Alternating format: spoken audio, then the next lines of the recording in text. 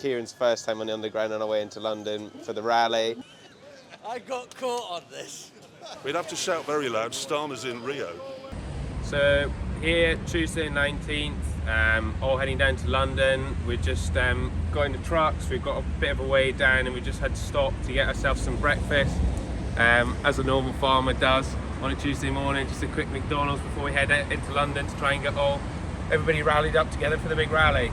So we made our way part of the way into London, dropped the trucks off, parked them up, and we're currently on the tube on our way in, hopefully to meet everybody in there. Managed to make it here, bit of an interesting one coming from the countryside into the town, bit different, very busy, and tubes everywhere compared to tractors all over the place, but yeah, we'll see how we get on. So here currently on the underground, this is Kieran's first time on the underground on our way into London for the rally. He's enjoying himself already. He's asking if he can get his single scoop of vanilla ice cream when we get to the end. Yeah, I'm going to have a vanilla ice cream. I'm going to be like a big kid, mate. So we made it off the underground, currently waiting in prep. Some of our smaller child members of the team had to stop for a little toilet break. So it's probably the first time Kieran's been in prep in his life. But yeah, we'll quickly move on. We're not too far away, 11:15. Got about 5 minutes of walking left to do, and hopefully we should be with the rally, ready to go. Good. So Tuesday the 19th, we're here down in London with Andy Ward. Just at the rally just now, trying to see how many people there are. There's a huge amount of people here showing a big amount of support. But Andrew's one of the main organisers today, and we're really helpful that he's come here and done an interview with us. But just a little bit from Andrew about today and what he thinks about it. It's just unreal. We've got 15,000 registered, but we know we're going to get far, far more than that. When you look down there towards Whitehall now, the crowds are huge. We've got food, unbelievable amount of food. We're already on the second lorry that's gone away, and the food is coming from all parts of the country. And this is just something that we have to do, because only 50 yards down there, the gates behind Downing Street, and we've got the cenotaph just down there as well, that a lot of people lost their lives in the war. And when we look at the support we've got, and the other thing is, you'll know it, support from the public. I don't think agriculture has ever had so much support that we've got from the public. No, it's good. It's a good view, and it's a good place to get support from the public as well. Absolutely. And this is why we've got some tractors here, which is great. We didn't want to be inundated. We didn't want to stop London. We didn't want to cause people problems and to get in hospital and all that sort of thing. We wanted a peaceful protest and to let the government aware, and we need to leave it clean and tidy when we're finished. Yeah. Gareth in here, one of the main men who you probably see on Twitter, who has to say a lot about farming and has a lot to do about farming. We're here today, just have a little chat with him and see what you think about today and how today's running.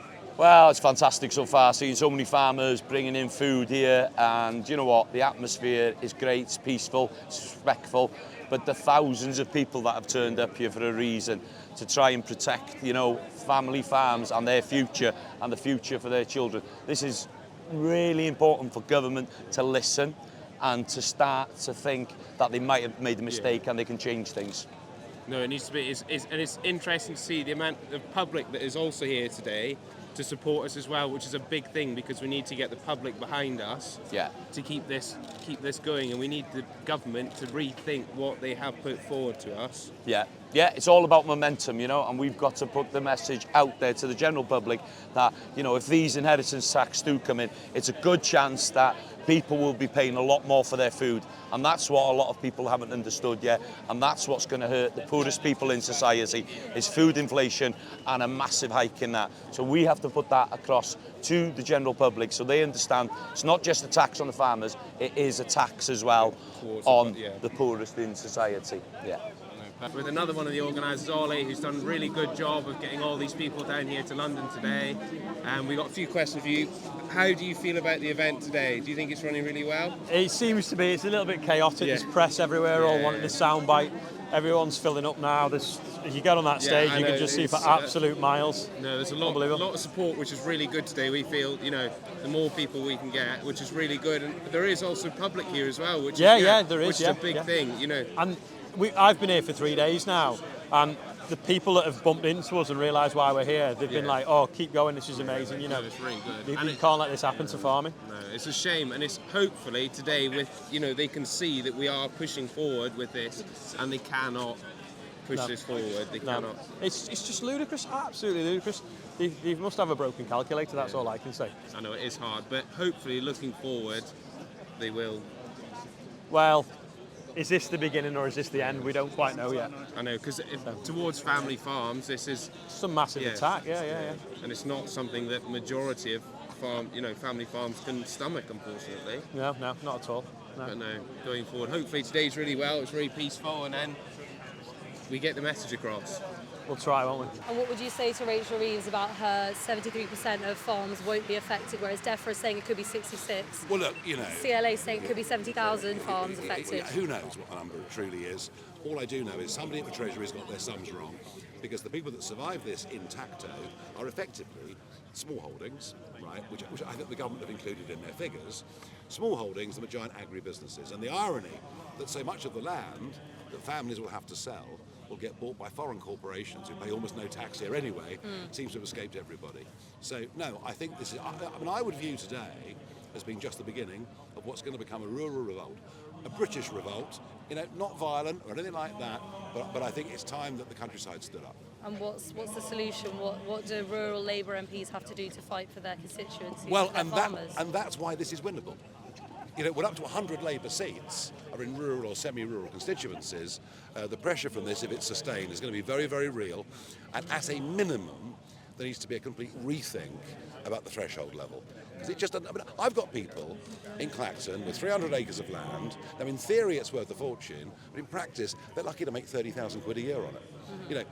Land values have gone mad. It is true that some billionaires have bought up vast tracts of land to avoid IHT, but these people shouldn't be paying the price. Well, who should be? Are you going to help Starmer stop sharking farmers? Here we are. It's Farmer v Starmer today, isn't it? And it's quite strong. This happened under Blair. Over 400,000 people marched on the countryside march. That was to do with hunting specifically. But Blair didn't need to worry about that. The Labour government today needs to worry about this just because of the sheer number of seats that it's got in rural areas. And I think these people feel not just on IHT, they feel when it comes to rewilding, when it comes to nitrates policy, when it comes to solar farms, it feels like their way of life is under attack, and they're asking why. And frankly, there is no good reason. Is it anti-British? What the government are doing? Yes. Well, I'll tell you something. It's really interesting. All over the world, people say about our country, what amazing countryside you've got, what a beautiful landscape you've got. That's because of these families, who in many cases have been doing it for hundreds of years, for very little money by modern standards, and they should be supported, not attacked. Is it anti-Brexit? Brexit's barely relevant, other than the fact that we're in charge of our own agricultural policy. I think we've taken some wrong steers on that, but we can argue that. I was going to say till the cows come home, but it's too corny. But what we're talking about here specifically, it's tax that's brought them together today, but the real divide is an urban elite who do not comprehend the countryside or country people, and frankly, I don't think like them very much either. Nigel. Yes, As a family farm, what can we do as we will be affected? Well, look, the fact you're here is a start. Yeah. That is the beginning. I just think this isn't just about you guys. Yeah. It's about the broader rural community. It's about an understanding of why our countryside is the way that it is. And frankly, because you guys have been doing it for hundreds of years. All over the world, people say, oh my God, your country, the countryside's so lovely. Well, that's because it's been looked after beautifully. And the thought that you sell up, either for housing developments or giant agri-businesses, fills me with horror. So look, I think today's a good start, but it must only be a start. And we need these kind of peaceful demonstrations taking place in market towns all over the country. Labour are vulnerable on this. They could ignore the hunting lobby years ago. They can't ignore this with up to 100 rural seats. All right, good luck. Thank you very much. Thank you very much for joining us today. We're down here at the rally. Very interesting to see the large amount of people that we have here, and it's really impressive to see the support. Do you have a comment about the support that we have towards it all? Well, I think this is the best news possible. Yeah. But whether it does any good is another matter. I know it is. It will be very hard, but I hope that Parliament do see that it is going to affect us, and that there needs to be possibly some sort of rethink, whether or not they entertain it, but they need to see that it is going to affect the large majority of us. That is true, but the first thing that needs to happen, and ought already to have happened, is to establish what the actual numbers were. Yeah. And that hasn't happened. It's all speculation at the moment about how many are involved and how many aren't involved. So, and that's what we're trying to do in the House of Lords, is to try and concentrate government on getting agreement between the NFU, DEFRA, CLA and the Treasury. So, Are you here? Do you think this is Farmageddon? I think it's appalling. The government doesn't seem to understand what farmers have been up against. You know, they've seen their costs go up, energy costs, fertiliser costs, feed costs. They've seen the botched transition from the basic payment scheme. They've seen the last government stop them being able to sell their produce into Europe, make it easier for Australian and New Zealand farmers to undercut them. And then they've had all their dreadful weather, the worst floodings in generation. Farmers have had it really, really tough, and this Labour government doesn't seem to understand or care. This latest tax is a disgrace, and Liberal Democrats will fight it every step of the way. Would you repeal the inheritance tax changes for Yes. farming and family businesses? Yes. You know, we have a very clear position that the farmers are having a tough time.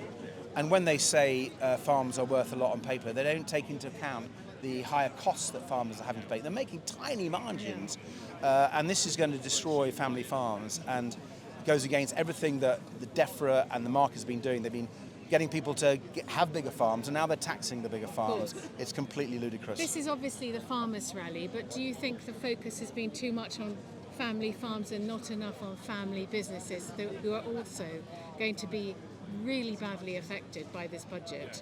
Well, farmers will tell you they're business people, and so they are one and the same. And the wider impacts on the wider rural community will be dreadful. Yeah. That's why our 72 Liberal Democrat MPs will fight this. I've been told to go there. What do you think farmers need to do next? Keep campaigning. What more can we do to be listened to as farmers? We'd have to shout very loud, Starmer's in Rio. So we've just finished a lovely steak lunch, what we've had after the rally this morning. Been out in the rain, Simon's poking my side, I'm going to poke it back. Yeah, it's been a really good morning. I think the turnout was really good. A lot of people showed up. Hopefully we've got our message across. There were some big figures in farming involved in it. So cheers everybody, it's been a good day. So 19th of November we're in London. It's about 5 o'clock. We've been out in the rain since 10 o'clock. It actually started at 11:30, the rally, and then went on till just gone 1. Met up some great people, great friends. Met some young people here. There's lots of families who've come to support this horrible family farm tax they're trying to impose on the farms. Michael and I have been to see the local MP, went to the NFU event this morning. It's been a tremendous day, tremendous amount of support from the public, and it's been a nice family day. People have behaved really well, and pleased to have been part of it, and I think it's a historic moment for all. This is what it's all about. These younger guys are the future. This is why we're here, to fight for young people. Cheerio, guys and girls. See you. So James, they want us to get in this, in that thing to get there. Tom's giving me a mic. Hey? Oh no, come on. Hold on a second. Get in to do what? Have you paid him? Yeah. He'll want money. No, they want us to get in it to go to the Farmers Club. Yeah, but have you seen the prices? No. That'll cost you like £300. Oh. I got caught on this. You better have that back. Yeah, I got caught on this. But, well, thank you very much, everybody, for the kind invitation to come and speak to you. I'm, extremely grateful. The first time I met this young lady to my right was I was speaking at a conference. I think it's about 10 years ago. And she had to follow me, and the first thing she did was tell me off for speaking too long. But I have forgiven you, as you did ask me earlier. So today, what an extraordinary day. I haven't fully got it downloaded in my mind, but there are events that happen throughout your career and your life, and I think today was probably one of them. The shock on what Labour did in response to the APR has seen the industry pull together and become united. And I've seen grown men who I respect and know actually go to tears over this subject, which is actually quite extraordinary, of the calibre of the people who are so touched and so upset about this. Mainly because most people in farming have been told but do nothing and effectively die, and then it will go to the next generation and so on. Now, effectively, if something's come out which has completely shocked the industry, and some people do not have time on their side to be able to recalibrate, work out what they're going to do. And, you know, I did a bit on APR last week because I was concerned that we've got to try and create a bit of structure, start to get people focusing on there's got to be a way through this. And it's amazing the amount of comments I've had on that, you know, all positive. And it may not be necessarily the right answer for everyone, but it's starting to get the thinking process. Now, I started this journey with the YouTube in May of this year. And it came about because every year I try to do 2 weeks of some kind of personal development. And that's why it's quite nice being here and seeing so many of you and young minds wanting, you know, a chance in agriculture and looking for a direction. And it came about because I did 5 years at college, travelled the world, and came back to, worked in Hungary, came back to the family farm, and worked for my father. And working for family has its own challenges. And then the opportunity came to start my own business in 2003 at 26 years old, mainly because my father wanted the money out of agriculture to do other things, because at that point we went to £60 a tonne. So the whole industry changed, and throughout my career there's always been a change going on. You know, and actually looking back, we've got through it and we've got stronger. And I do believe that the APR issue, even if the Labour government doesn't back down and we don't get a different government in which change the rules, we will find a way through this and we will get stronger. And the people who want to farm, and young people like yourself, are going to be the future, and we need to invest in you so that this isn't the end of the industry. And I know a lot of people are concerned about that. It's just another change that's happening. And I rather hope that we don't get in a situation where people think that there's no other route than to take their own life, because I think that would be tragic. And I know we've already experienced stories coming out of the woodwork of that happening. And people are saying, and somebody mentioned earlier, mental health, that, you know, people you don't see, don't talk to, just pick up the phone, just touch base with them, neighbours, etc. Because I think we've got to find a way through this together. So I went on this course, the last one. It was a letter that came from HMRC, and it was called Help to Grow. And most of the letters I get from HMRC, and Mark probably doesn't get these, but they're not generally very nice. And they tell me that I owe them extraordinary amount of money, and I've got to pay it within X days. And the last one I had, it took, I don't know, about 8 months to fight. And actually the letters get a little bit more severe. And in the end, they were wrong, as my accountant told me. And they didn't even issue an apology. They just sent another statement to say 0. Anyway, they sent this letter that's to Help to Grow, thinking, I think you should go on this course. And Rishi Sunak, you know, did a video and put some money in, inspired people to go on these courses. And so I thought, right, okay, I better go. And so I went to Peterborough, where the university is, where they did this course. And the idea was that it happened over 6 months, and we effectively would meet up on Zoom and we'd meet in person, and then we'd go through a number of topics to you know, looking at different people's business. Now, I was the only farmer, and typically in this industry we do have a habit of actually only associating ourselves with ourselves, and actually being in another environment, working with different people. The problems, interestingly, are very similar. They're generally the same problems, apart from they don't want to talk about black grass as a rule. But we all got to stand up and explain what the pressures were that we were experiencing in our business and things like that. And I met some very good people. No doubt you guys here, one of the key things that you'll probably will come out of this is you've made some very good friendships. And on the back of that, you'll be able to lean on those people as the years go on, and that could make all the difference to your future and your difficulties. So I went on this course, and I met a young lady on it that, as it turned out, happened to be dating a guy that was into photography and editing, etc. He has got a special term, but I can't remember what it is.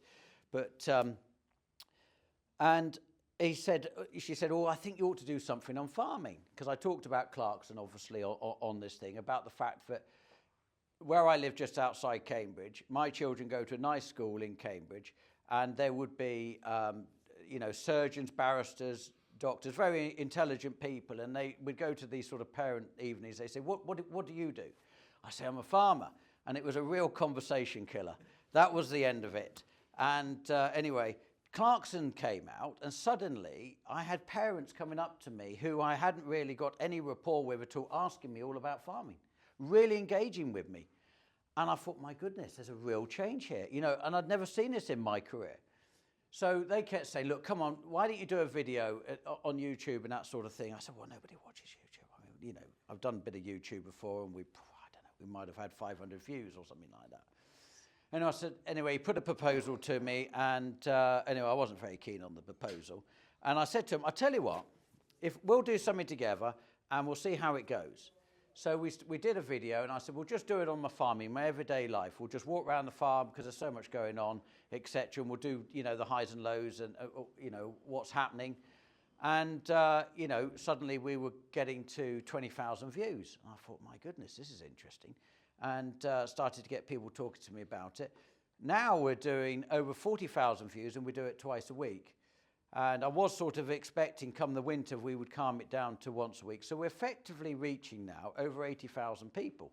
Now that's working on the assumption that there's only one person watching it at that time.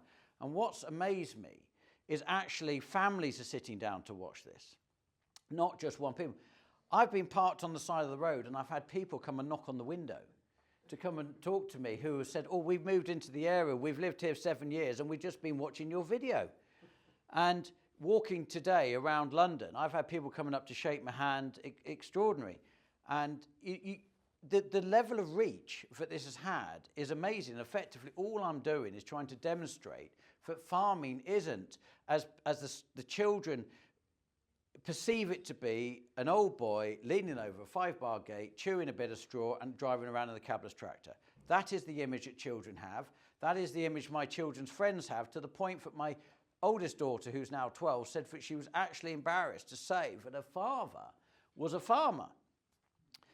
And Clarkson, you know, I know, you know, love or hate him or whatever, has created a bond now between the public and farming. And that's why I was desperately hoping when we all came down to London that we'd all behave, it would all go well, and we didn't get militant or do anything, because actually I think we've got them on their side at the moment, and people are interested.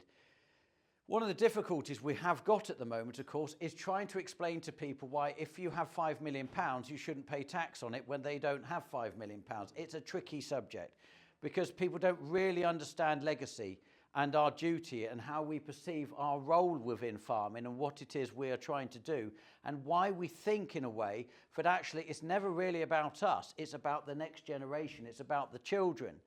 And because if it was about us, we'd sell the farm and we'd all live a really good life. You put the money in the bank, the interest rate alone would probably be 3 times what you're achieving now. You'd be much better off. So it's all actually about the next generation, and getting that message across is going to become quite delicate, I think, to try and get that over the next weeks and months.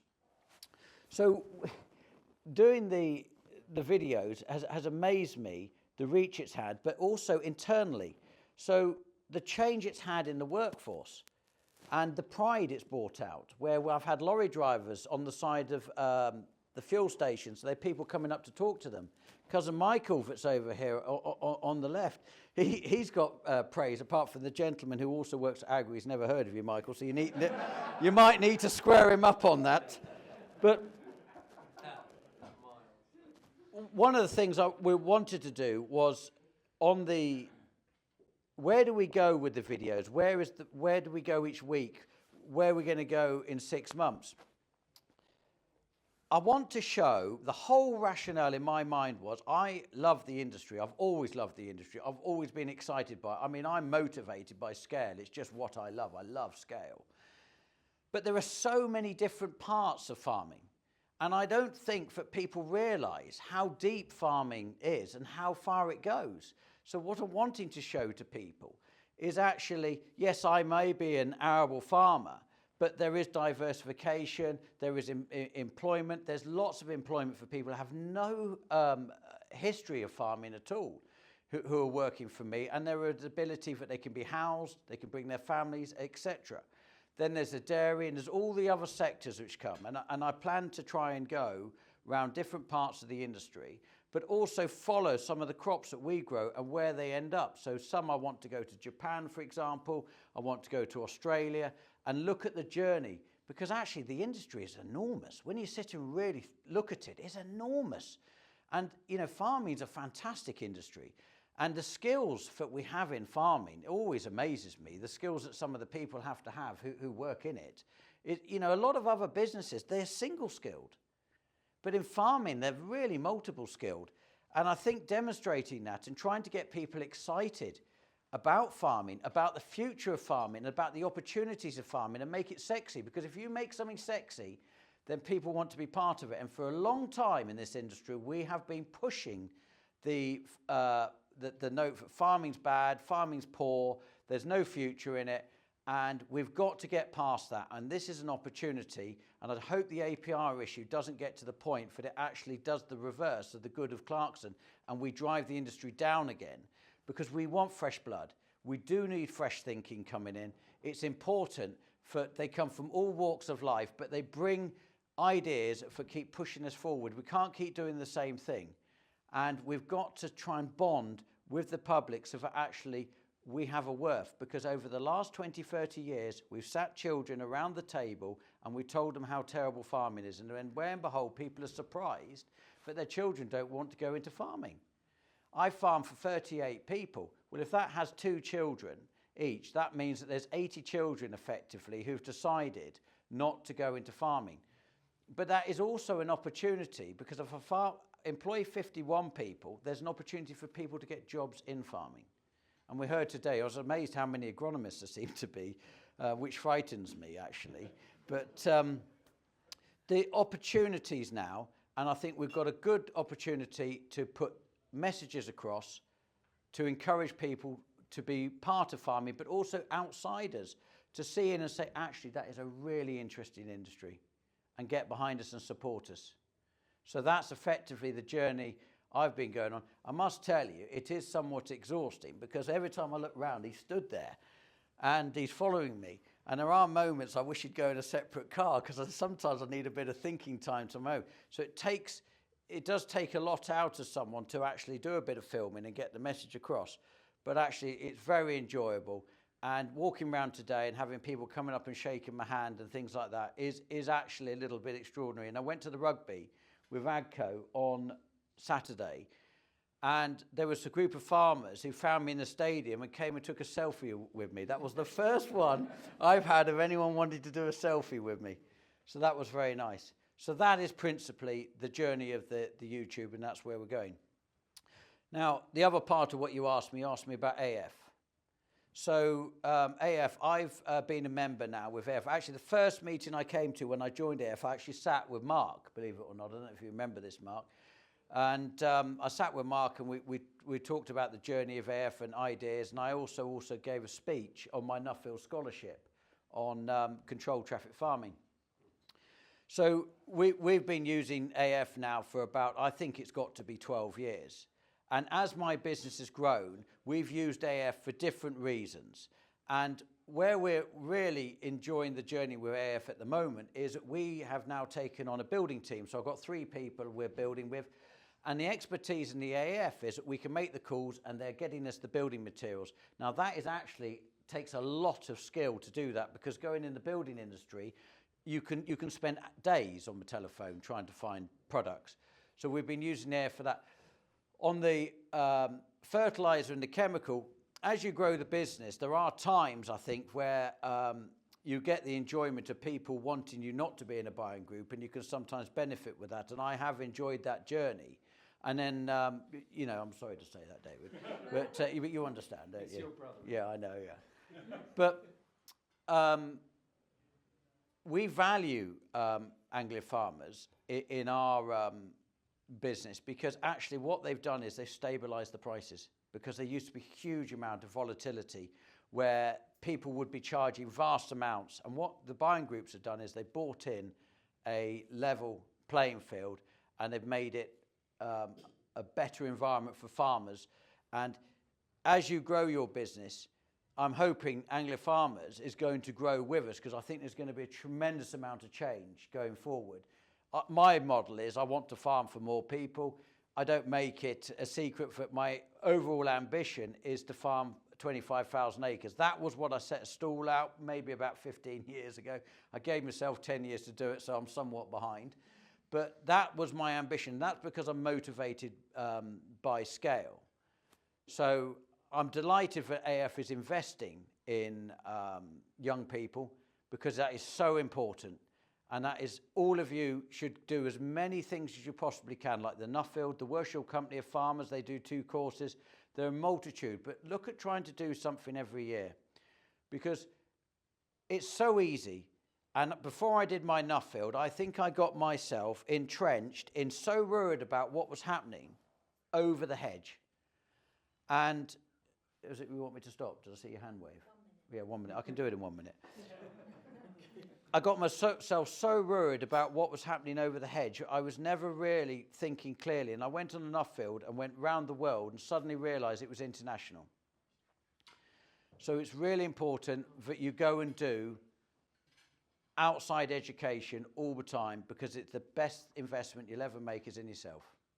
20th of November, back from London, got back this morning, big day yesterday, 19.5 hours, started off first thing in early meetings at 7:15, went straight into the NFU event, which was fantastic. Tom Bradshaw was on stage, did a superb job, very pleased that he's in the position he is with. I met David Exwood as well, which was very nice to meet him. Tremendous turnout of people, you know, just huge volumes of people. I see the Meta now saying 40 to 45,000 people, just everywhere. There were farmers so well behaved. It was something to be proud of, that people were behaving well. There was children there, there was ladies there. There was a very nice atmosphere. There was nothing untoward. I think everyone behaved correctly, picked up the litter. And the message, I think, was well and truly put across. Unfortunately, the BBC, for some reason, said that there was only 10,000 when 45, so that's been somewhat underplayed. But a lot of people went to a lot of effort. My guys went down from the farm here. So, you know, there was a big support from all over the business that went down. Fortunately, my father wasn't feeling chipper, so he couldn't go. But, yeah, and then we went to see the MP, Ian Solomon, and I met him in his offices, new to the job in July, put across basically the APR, BPR issue. We mustn't get mislaid that it's just an APR. This is a BPR issue as well, which is actually affecting not just farmers, it's affecting family businesses. Anyone but considers legacy is effectively, this is the problem. And we need to get this cruel tax overturned. We need the government to actually just come out and say, we've made a mistake, we're going to put this right, and so we can get behind us and we can get it back to producing food and looking after the country. So got back this morning, straight back into it, now stood in the mustard shed. Mustard's coming in, mustard's being cleaned on the white mustard, and the guys are doing well. They're 3/4 of the way through, and getting back to building the shed, etc., and all the other things back to day-to-day business. So time to reflect on yesterday, and time to catch up on a little bit of sleep as well, because that's the other thing, is that I'm not a drinker, but too much party. But anyway, hopefully you enjoyed the journey the guys had, and they had an impact with the television in why they were going there and supporting it while they were there, and also some of the political leaders they met, Nigel Farage, Davey, and Jeremy Clarkson, and then quite a few of the people I was with went off to see their MPs, and that was the Conservative leader as well, represents their district. So hopefully we've done some good, and the MPs will actually put some pressure on and get this overturned. One final note, really appreciate everybody that's been subscribing. Everyone who hasn't subscribed, there should be a link at the bottom. Just hit the button, doesn't cost anything. Just let us know that you appreciate what we're doing and you want us to carry on. So please hit the subscribe button and vote with that button. Appreciate it. Thank you.